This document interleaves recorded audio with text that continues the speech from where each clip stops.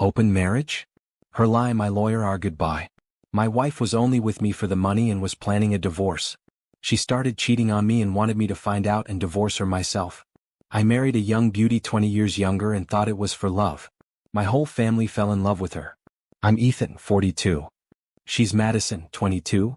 All cheekbones and summer dresses, a walking sunbeam with a Pinterest board for every room in the house. My mom called her our miracle. My dad taught her how to grill salmon. My sister sent her thrifted vinyl like they'd been best friends since college. I won't lie, I wore the glow like a medal. I'd been the guy who stayed late and paid taps. Now I was the guy who got lucky. The first crack didn't sound like a crack. It sounded like a compliment. You're so responsible, Eth, she'd say, tracing the edge of my Amex with a nail. Then came curious questions. How titles worked on the condo, what equitable distribution actually meant. Not accusatory, just learning. I told myself she was building a life with me. Men stay blind. Women plan. I know that now. The second crack was a party. Her friend Cassidy's bachelorette in Nashville. I joked about cowboy boots and hungover brunch. Maddie dead-eyed me, don't be controlling. She left an Uber receipt face up on the counter. Midnight, wrong side of town, and a glittery wristband I'd never seen before. I'd heard rumors about those parties, the mob mentality, the what happens here energy. I still told myself it was champagne and karaoke. The third crack was silence. Our kitchen went museum quiet. Phone face down, new passcode. She stopped laughing at my dad's bad puns. She started saying she felt stuck, like marriage was a snow globe and I was the hand that kept shaking it. I reached for closeness, she reached for the door. When I asked what changed, she said, "You're loud." Not angry, loud. It felt like being evicted from my own personality. One night, she floated a grenade over dinner, all wellness podcast calm. Have you ever thought about being more open? Like emotionally and, I pretended not to understand and she smiled like a teacher giving me partial credit. My fork shook. I told myself to breathe, to be modern, to not be jealous. I went to bed repeating a mantra I didn't believe. It's fine, it's fine, it's fine. That's how it started. Not a crash, just tiny sounds nobody else could hear yet. My mom kept calling her miracle. My dad kept marinating salmon. And I kept pretending my house wasn't already on fire. Here's where I stopped being cute about cracks, and admit I heard glass shatter. It was a Tuesday after a dentist appointment I'd lied about needing. Truth, I just wanted an hour of quiet to figure out why my chest felt like a locked room. I came home early. The house smelled like her vanilla hair oil and the citrus cleaner she pretended was non-toxic, but came in a jug big enough to bathe a horse. Madison's phone buzzed on the island. Face down, new passcode, except her iPad on the shelf lit up in perfect sync. I didn't go looking. It was looking for me. A notification previewed a photo, her bathroom mirror, warm steam still ghosting the glass. She was wearing my faded college tee like a dare, hip cocked, a flash of lace riding high above her thigh. Not porn but not for me. Caption, wish you were here daddy, he's still in meetings. A second message, a voice note, her little breathy giggle, then a soft, you'd ruin me. My hands went ice cold and very steady at the same time. The name on the thread was Ty Hot Pepper. Tyler who? My brain sprinted through our life. Her gym, her coffee spot, the ad agency, Cassidy's wedding party, the condo board, God help me. Another message popped. Tonight. Same hotel. Key at the desk. He's clueless. I could literally hear my pulse beat in my ears. I didn't blow up. I airplane moded the iPad, screenshotted everything, airdropped it to myself, then to a hidden email I'd made years ago for concert pre-sales. I set the iPad back exactly, even the micro smudge on the bezel. I moved through my own kitchen like an actor hitting marks. Clues were suddenly everywhere, like once you spot a pattern you can't unsee it. A lipstick, brick red she never wore for me, in the pocket of her denim jacket. A hotel receipt in a crumpled tote from the Evergreen, the boutique place across town with too many plants and not enough lighting. A keycard taped to the back of a Polaroid where she and Cassidy did duck lips. On the counter, an Uber receipt from last Friday. Pick up our address, drop off, Evergreen, side entrance. Then, because the universe has a flair for drama, the landline rang. Nobody uses the landline. A woman asked for Madison by her full name. This is Jenna from the Evergreen, she said, soft and slow like she wasn't sure who I was to my own wife. We found a bracelet in the suite. Tell her we'll keep it at the front desk. Same room as last time. Same room. Last time. I thanked Jenna. I hung up. I swear the house tilted 3 degrees. On her way home, Madison texted, "Craving sushi. You." I typed back, "Perfect. I'll pick you up at 7. At 6:40, I pocketed the keycard, the receipts, and a small, ugly new certainty. And then I drove, not to the sushi place, but to the evergreen side entrance, where the ficus hid the camera and the concierge never looked up.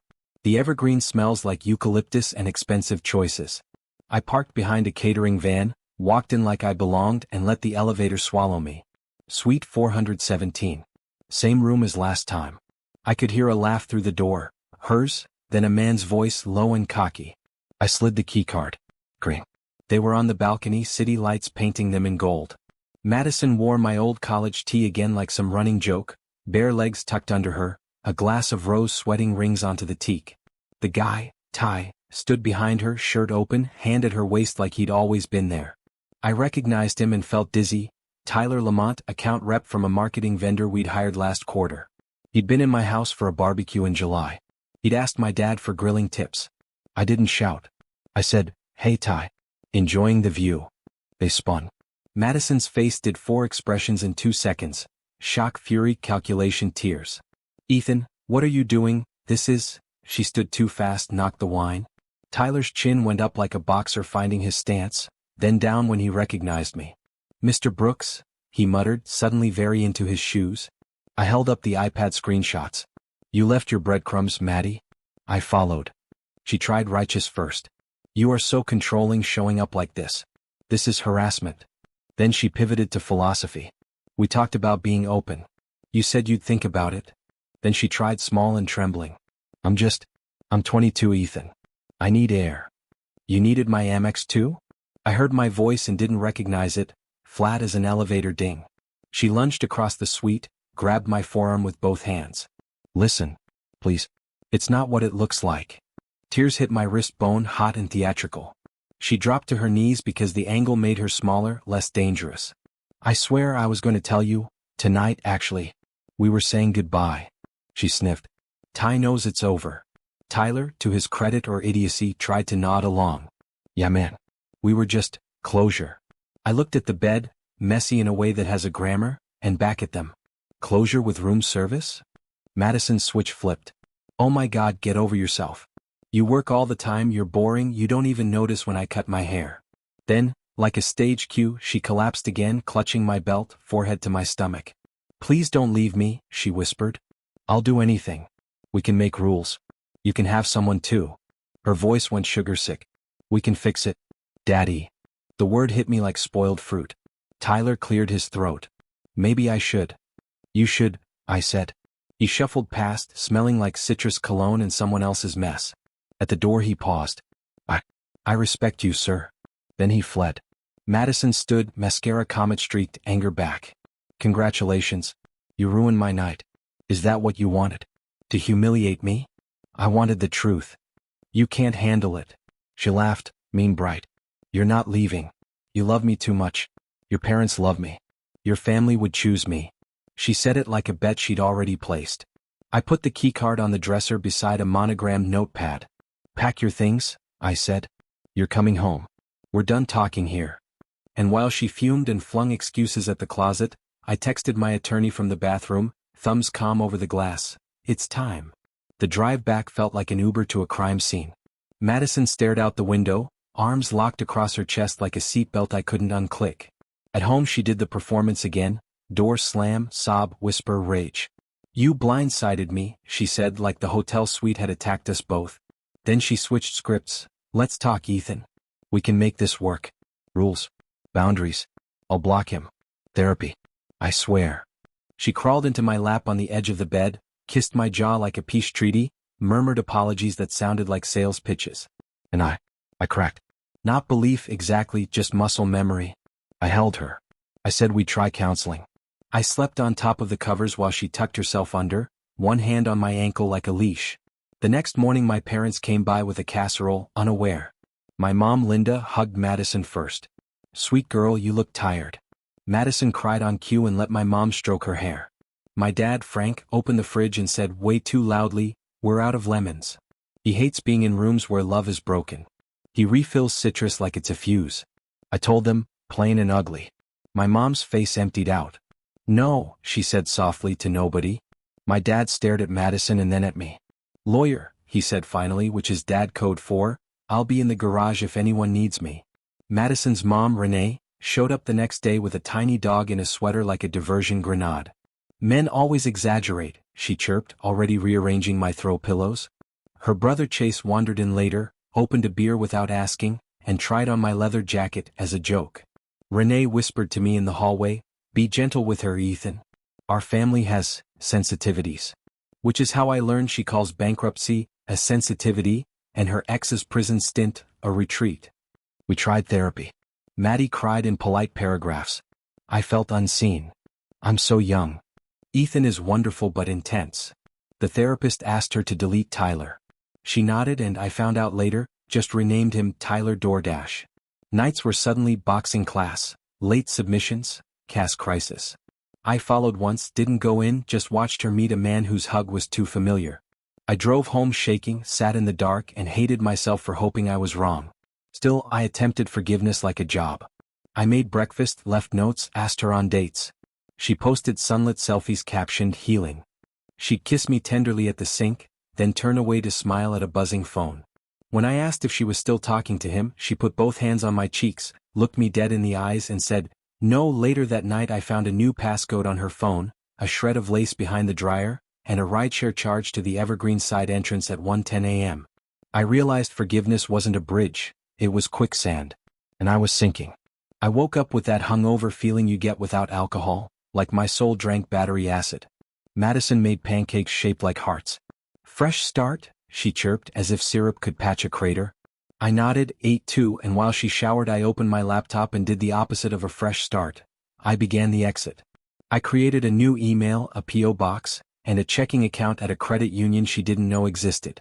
I pulled statements, downloaded 6 months of bank activity, tagged every ride to the Evergreen, every mystery flower purchase that wasn't for our house, every Venmo to Cass Events glowing star. I called a lawyer I'd bookmarked months ago after a sleepless night when her open marriage TED Talk wouldn't stop looping. Divorce is business, he said, calm as weather. Gather, don't broadcast. So I gathered. That afternoon fate tossed me a shovel. Cassidy, yes, the bachelorette queen, DM'd me after I liked a photo of her cat by accident. Since you know, she wrote, you should also know Maddie said you were cool with E&M. She told us to keep you out of it. I assumed you were consenting? I asked her to meet for coffee. Cass showed with sunglasses and guilt. She wanted you to find out, she whispered, stirring nothing in an empty cup. It was a narrative. If you blow up first, she gets to say you were controlling. Her mom told her to. Men hate scenes, Renee said. I went home buzzing with a new kind of anger, clean, almost useful. Madison was on the couch, watching a true crime doc about a woman who faked her own kidnapping for attention. Can you imagine? She scoffed. Some people are so dramatic. Then she slid into my lap, nuzzled my neck and offered her latest reset package. Let's plan a trip. Cabo? Or that tiny Montana hotel with the hot springs. I heard Evergreen in every vowel. I didn't say no. I went gray rock. Uninteresting, unmoved. I stopped arguing. Sure. Maybe. We'll see. She hated it. The more I refused to feed the fire, the louder she banged pots. She accused me of cheating to level the field. She sniffed my shirts, held my phone up to her face to test Face ID like a little thief. When I didn't flinch, she cried, then knelt between my knees and whispered, please don't replace me. The whiplash made my teeth ache. 2 nights later, I followed the notifications to a new horror. A burner phone in the lining of her tote, duct-taped like a spy movie. Same type. Plus a new name, J. Scroll. Late-night photos from our guest room, the one where my mom sleeps when she visits. Bedsheets wild, Maddie's ankle in a men's hand. I recognized the ring, Chase. Her brother. It wasn't what my brain feared. The messages were logistical. He'd lent the room to a friend while Sis was out. But the disrespect hit like a slap. My house, my keys, my guest room, a stranger's cologne.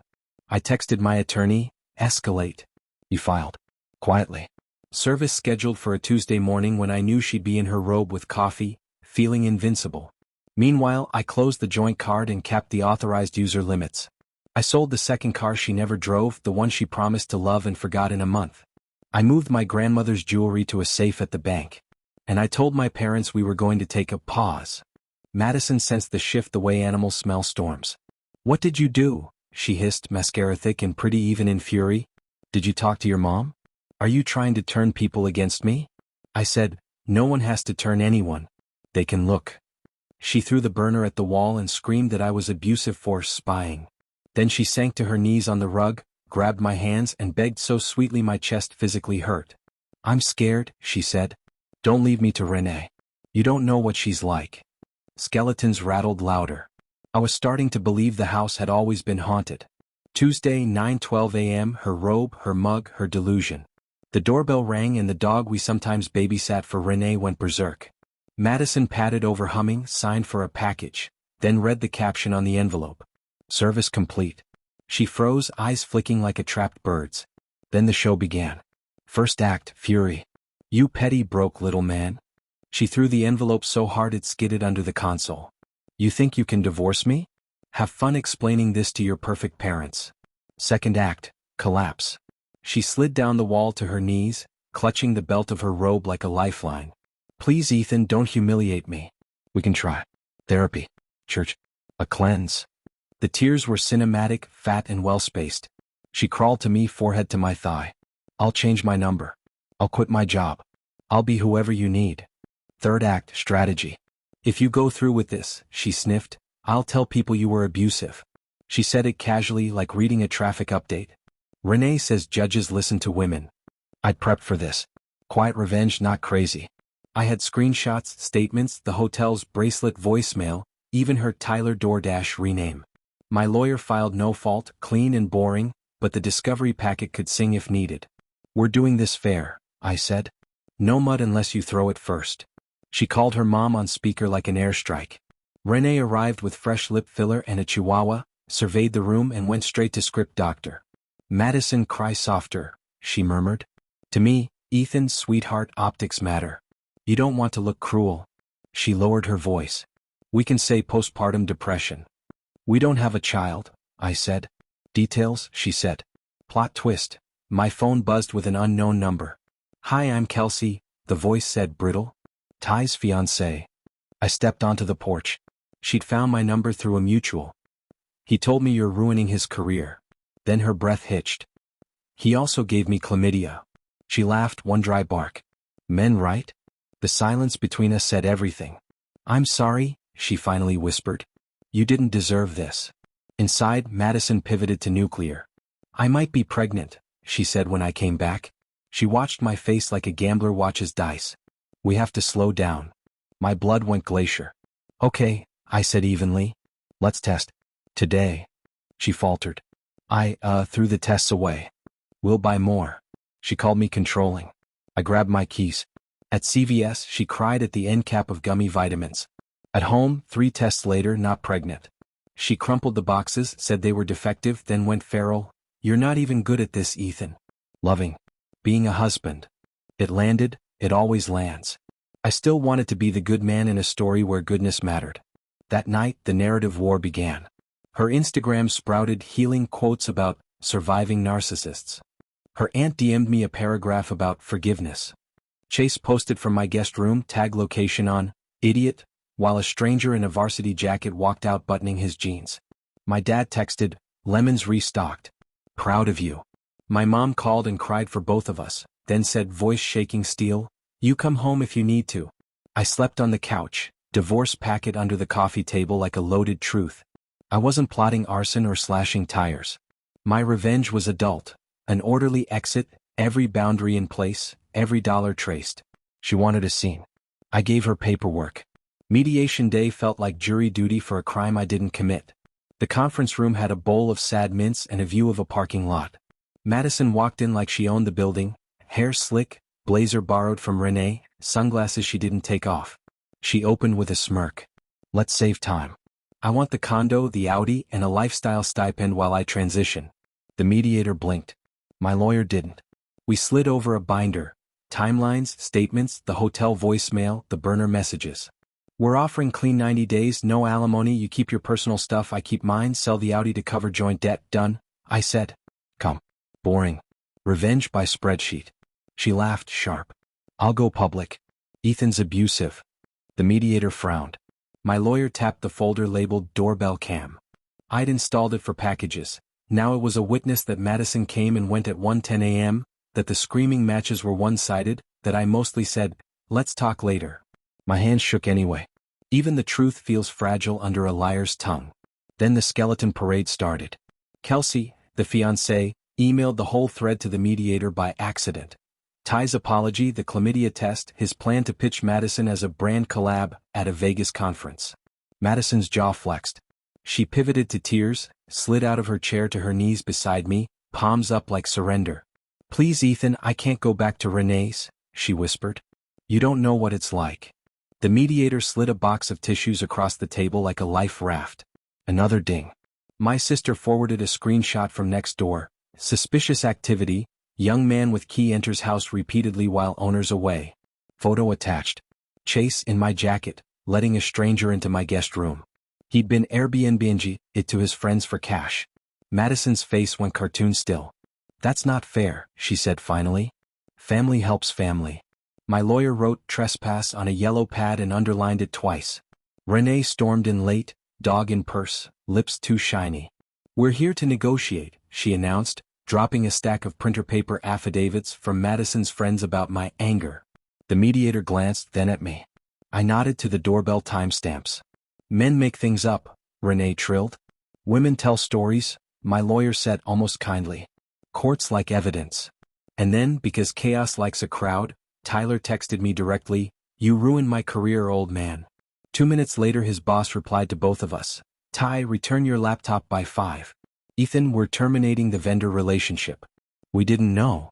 Madison sucked in a breath like she'd been slapped. She launched into the final act, feral.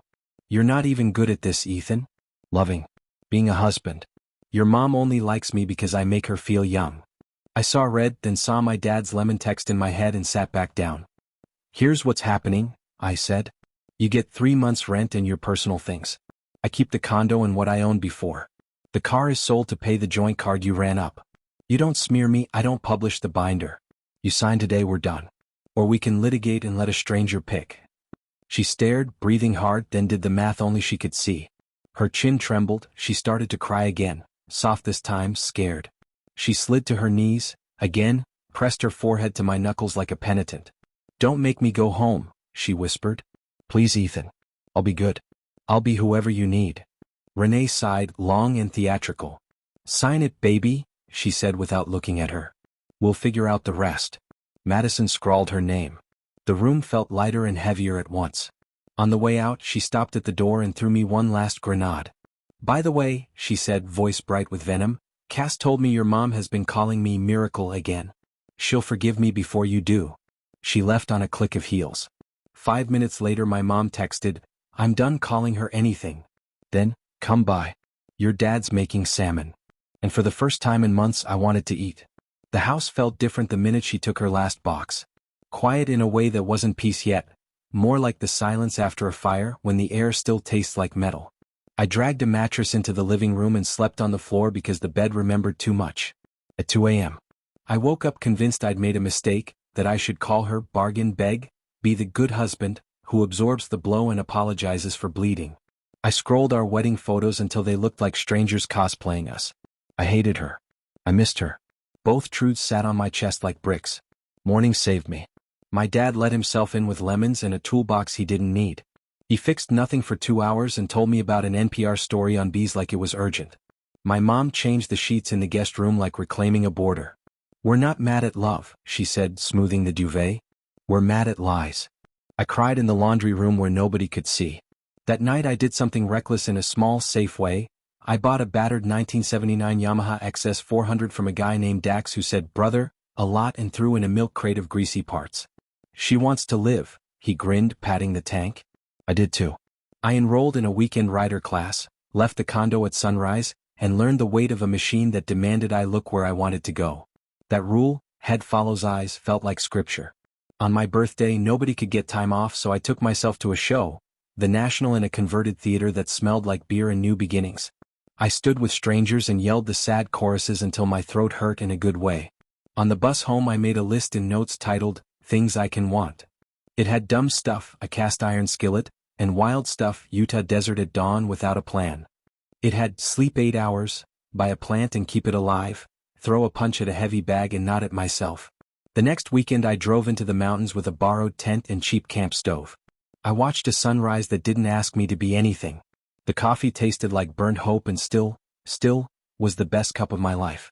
On the hike back my phone found service and lit up like a slot machine.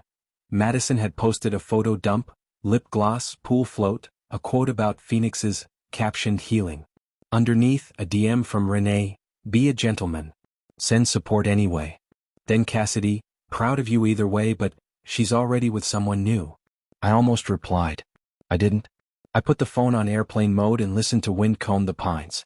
On the drive home, I detoured to a community studio and signed up for a ceramics class because the flyer said, destroy your first 10 bowls on purpose.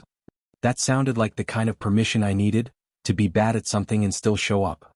Back at the condo, I opened windows in every cabinet, set the table with plates I liked, and took the divorce packet off the coffee table. I slid it into a drawer. It would be there when I needed it, it didn't have to live in the room with me. For the first time since the hotel balcony, I slept through the night. Recovery, it turns out, looks less like a movie montage and more like a calendar with boring wins circled. I made a rule, one hard thing a day. Some days it was therapy at 8 a.m. with a guy named Dr. Patel who looked like he could deadlift my grief. He didn't say move on. He said, move through, and made me list what I loved about Madison and what I loved about loving, 2 different columns. Other days the hard thing was just not reading her Instagram. Or going to ceramics and letting a bowl collapse into itself without calling it failure. Work noticed I wasn't wandering the halls like a ghost anymore.